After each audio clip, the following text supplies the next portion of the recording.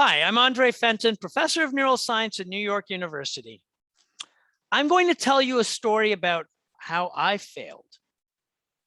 At the beginning, it may seem to be about a scientist named Yuli Kaminsky. That's Yuli, spelled with a Y and a J, but it's fundamentally a story about me.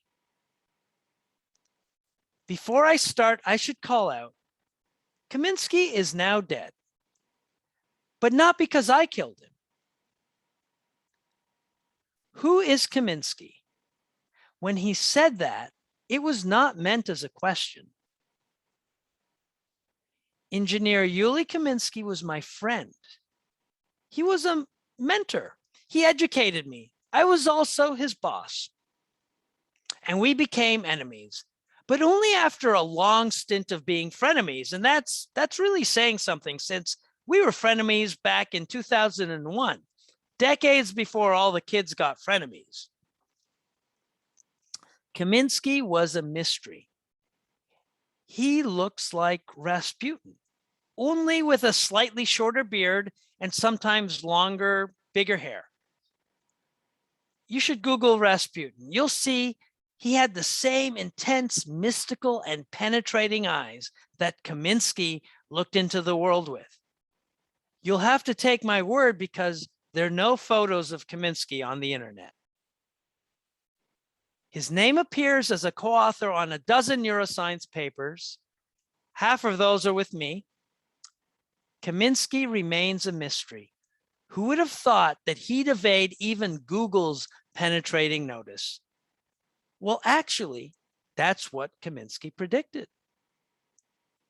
Kaminsky and we ended up unwilling enemies, and I'm truly sorry for that. While sitting in darkness at the opposite ends of a 20-person conference table, he told me that it would come to that. And he was right. He was right about a whole lot else too. For my part, I had no idea what was going on. I was just too daft to really get it, and too unskilled to do otherwise. Let me tell you about my friend and mentor, the guy that gave me an education in engineering at his knee every evening from 7 p.m. till 11:35 p.m. Sometimes we went as late as 11:40, leaving me just enough time to catch the last 11:43 bus out of the Institute of Physiology of the Czech Academy of Sciences in Prague. I ran for that bus literally over 300 times, and Kaminsky stayed behind every time. I think he had an apartment close to the Institute, but most nights he stayed in his electronics lab/office. We shared about 3,000 hours of conversation in that laboratory. Did I mention that Kaminsky really didn't speak English? And that I do not speak Russian? And we both spoke Czech very badly? Kaminsky often said, "I speak slowly in Russian too." And he did. Language was not a barrier once we had time, and we took the time. Kaminsky was an amazing teacher, and I am grateful to him for teaching me a lot about the engineering and signal processing analytics that I use today. Damn. Kaminsky would definitely be pissed if he heard what I just said. He'd cut me off and tell me he taught me to design. I no engineer, I designer. Towards our end, he started to insist with overt annoyance, "I designer, no engineer, is very different."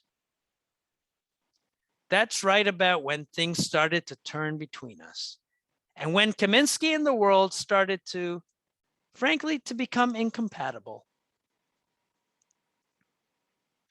Kaminsky designed and built valuable tools for neuroscience. A good number of them were 10 to 20 years ahead of their time, but no one recognized that. In fact, quite the opposite.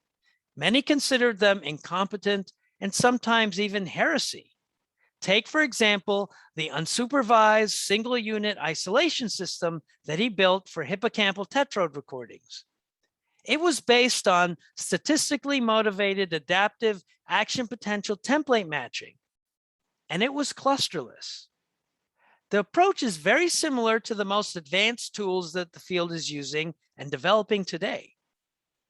In 1997, Kaminsky had built such a system, and we improved it together. It was excellent by all objective metrics of the time, but it violated the static standards and conventions of the time, and I was never brave enough to fight for using it. Kaminsky was right about many other things too, but they never conformed and so were marginalized. I worked very closely with Kaminsky on video tracking. He built, and he taught me to build, ISABUS PC cards for motherboard expansion. Remember those? They're the predecessors to the PCI and PCI Express parallel cards that we use when USB serial buses are insufficient. We use these ISA cards to make fast video field resolution video trackers so that we could track multiple points in parallel on rats, so we could investigate navigation and place inner place cell experiments. This was before digital video was common and cheap. 5 years before, Apple had introduced their Quadra-line of machines, which were the first consumer computers that could digitize images from analog sources.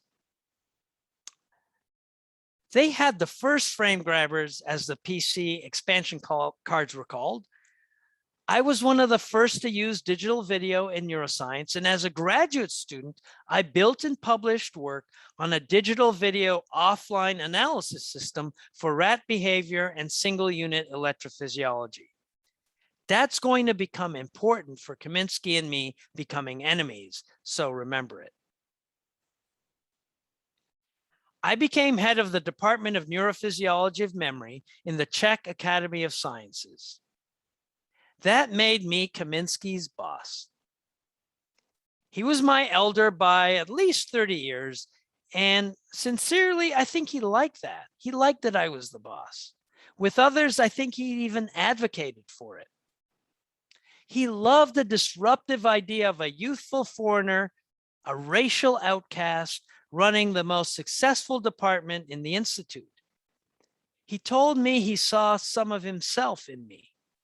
Even though he was an old Russian Jew and me a black kid from the Caribbean in that all-white Czech Academy of Sciences. We were both weird, so for a time we were besties. I respected and I cherished him, and I expressed that by paying him really well, at least by Czech institutional standards. I paid him the most I was allowed. The good thing about an ISABUS card, is that you can produce many of them. And that's what we did. Every experiment in the lab relied on what Kaminsky's video tracking hardware and software could do. I was the department head, so we bought something like 10 of those systems from Kaminsky, as did other institutions in Europe and even one in the US. We used the video tracking for all kinds of experiments. That was actually the problem. You see, we and others started to investigate questions, and we did not involve Kaminsky, but we used his tools. Kaminsky did not actually want money. He was monastic. He did not care about having his name on papers. He probably wanted fame, but he'd be too antisocial to enjoy it. It's only now that I understand what Kaminsky wanted was actually very simple. He wanted to be an important and contributing member of a research team that investigated important questions. How was I supposed to know that that was what Kaminsky was saying when, one summery Monday morning, I walked into the laboratory to find it transformed? Although nothing had transformed into a gigantic insect, this was undoubtedly Kafka's Prague. Because you see, Kaminsky had removed every one of his IsoCard trackers. He transformed the laboratory into a helpless, demoralized, and sabotaged wreck. It took consultations with security and police to fully comprehend what had happened. Kaminsky explained that he did not believe that our Department of Investigators, one of them a foreign member of the US National Academy of Sciences, he did not believe that we understood how to use his tools, his children. He would no longer allow us to abuse them. And that is when I made my rookie mistake. This is my failure. I was stoic and resolved on the spot, silently, to build my own trackers. I had a $795 frame grabber with an SDK. I did not need to sleep much. And so by that Friday, I had programmed a real-time video tracker based on image analysis. It was not elegant, but it worked. And at its birth, it was already more versatile than Kaminsky's. I got a 10-pack of the frame grabbers from a local machine vision outfit. And in no time, we were working again. Independent of Kaminsky's tools, I was guilty of gloating. I continued to meet Kaminsky at 7 p.m., this time in a conference room, and we'd negotiate. We did not negotiate that he return his trackers. Remember, I was gloating and proud that we did not need them. We did not need them, ergo, we did not need Kaminsky. I frankly can't even imagine what we negotiated because I was adamant. It was absolutely certain that I wanted nothing and needed nothing from Kaminsky. The negotiations carried on into the darkness of night, neither of us budging from our chairs, not even to turn on the lights, and each time ending only with me running for the 11:43 bus. During one of those nights, Yuli, now unambiguously my enemy, said, "Who is Kaminsky?" It was not a question. Kaminsky was explaining that for him, the problem is that the world did not know who is Kaminsky. If my rookie self had not been so hurt, if I had not been so emotionally immature and frankly lacking generosity, I would have pierced the punishing silence, and in the darkness from the far end of the conference table, I might have said something like, "Kaminsky is a wonderful and generous man. He is my friend. He has been a spectacular mentor that has educated and shared tremendous knowledge with me, only because he is generous. Kaminsky is a clever and wise engineer. He's a designer, able to work miracles with the most limited resources, and he has taught me how to see and think my way to a solution, no matter what the problem. Kaminsky is my friend that is deeply hurt, and he is suffering, and I see and feel that. I'm sorry. I'm sorry my friend is not sufficiently recognized for his important contributions that he continues to make. And because I can, I will endeavor to change my friend's recognition in the world by celebrating his contributions myself." If I could have said something like that, then one of us would surely have followed it with, "Let's choose a serious and important scientific question to investigate, a problem that we can solve together in joy and collaboration." And I'm really sure we would have made a lot of progress. and definitely enjoyed trying.